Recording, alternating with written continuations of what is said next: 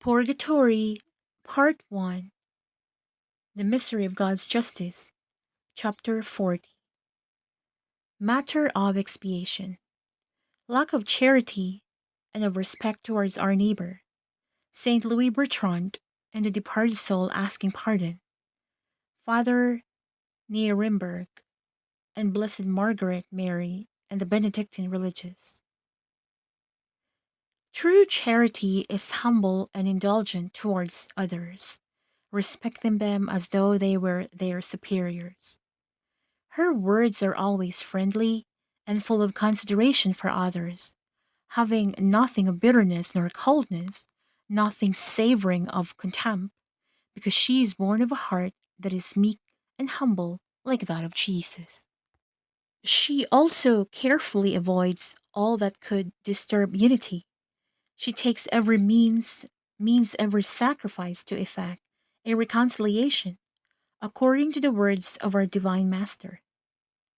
If thou offer thy gift at the altar, and there thou remember that thy brother had anything against thee, leave there thy offering before the altar, and go first to be reconciled to thy brother, and then coming thou shalt offer thy gift. A religious having wounded charity in regard Saint Louis Bertrand, received a terrible chastisement after death. He was plunged into the fire of purgatory, which he had to endure until he had made dissatisfaction to divine justice. Nay, more, he could not be admitted into the abode of the elect until he had accomplished an act of exterior reparation, which should serve as an example to the living. The fact is thus related in the life of the saint. When Saint Louis Bertrand of the Order of Saint Dominic resided at the convent of Valencia, there was a young religious in the community who attached too much importance to profane science. Doubtless letters and erudition have their value, but as the Holy Ghost declares, they should yield to the fear of God and the science of the saints. Nun super tementem Dominum. There is none above him that feareth the Lord. Ecclesiasticus 25:13. These signs of the saints which eternal wisdom came to teach us consist of humility and charity. The young religious of whom we speak, while but little advanced in divine science, allowed himself to reproach Father Bertrand with his little knowledge, and said to him, "One can see, Father, that you are not very learned."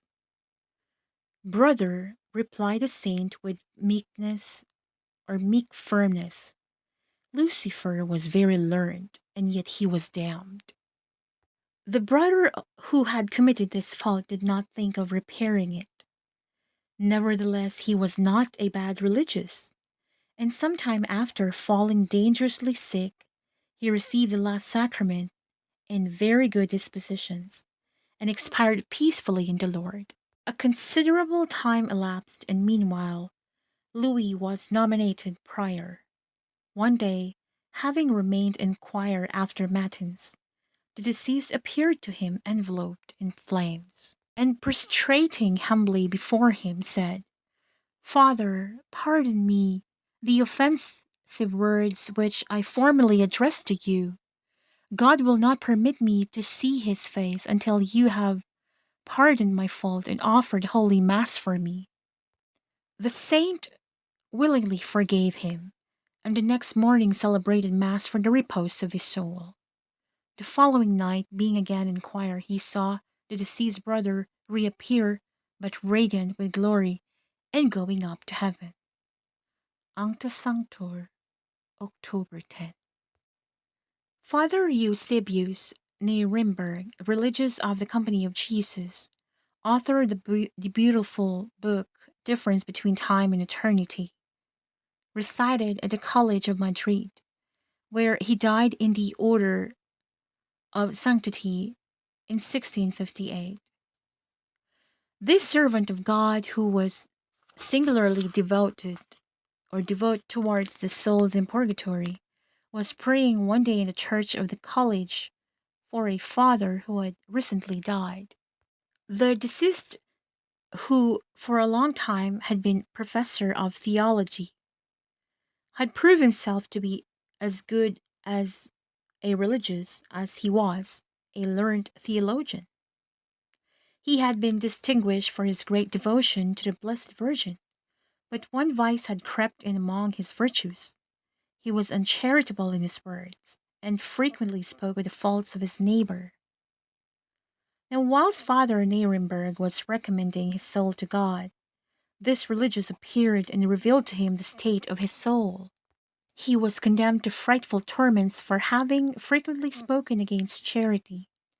His tongue, the instrument of his fault, was tortured by a devouring, dev- devour, devouring fire. The Blessed Virgin, in recompense for the tender devotion which he had cherished towards her, had obtained permission for him to come and ask for prayers. He was at the same time to serve as an example to others, that they might learn to be guarded in all their words.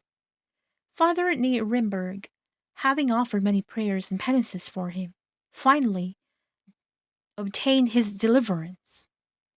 Life of P. Nieremberg. The religious of whom mention is made in the life of Blessed Margaret Mary, and for whom that servant of God suffered so terribly for the space of 3 months, among other faults, was also punished for his sins against charity. The revelation is thus related. Blessed Margaret Mary, we read in her life, being one day before the Blessed Sacrament, suddenly saw before her a man totally enveloped in fire, and the intense heat of which seemed to, or about to, consume herself. The wretched state in which he saw, or she saw this poor soul, caused her to shed tears. He was a Benedictine religious of the monastery of Cluny, to whom she had formerly confessed, and who had done good to her soul by ordering her to receive Holy Communion. In reward for this service, God permitted him to address himself to her, and that he might find some alleviation in his sufferings. The poor departed asked that all she should do and suffer for the space of 3 months might be applied to him. That this she promised after having obtained permission. Then he told her that the principal cause of his intense suffering was for having sought his own interest before the glory of God and the good of souls, by attaching too much importance of his reputation. The second was his want of charity towards his brethren.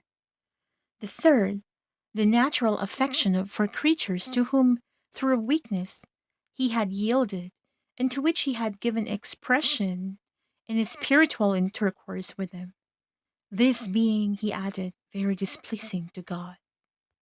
It is difficult to say all that the Blessed Sister had to suffer during the 3 months following. The disease never left her.